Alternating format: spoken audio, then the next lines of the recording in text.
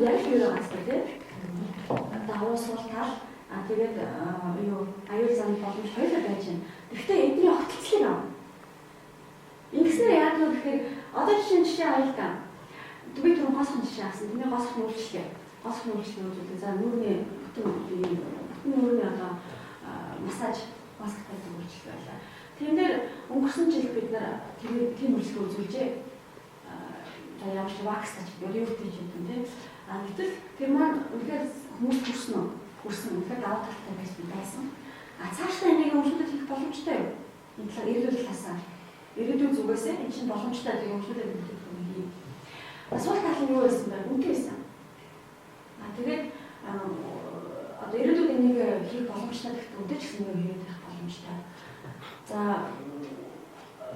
өөр нэг юу байл гэвэл тухайн хүн даваа талтай байсан.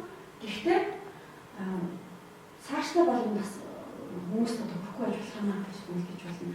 Тэгвэл цаашдаа юм бүтээгдэхүүн маань одоо нөгөө чинь яаж татах үйлчлэг байлаа гэхэд сөрөглөө хүмүүсийн номлох гэх юм гэж болно. Өнөөдөр ашигтай байгаа гэсэн.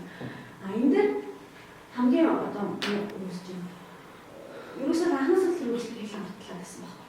Ерөөсөө одоо үзүүлж явахдаа ч амтлаа гэсэн цаашдаа ч юм байх шаардлагагүй гэсэн юм юу гэж гарч байгаа л өөрөө өөртөө үлдээ. Тэгэл энэсээ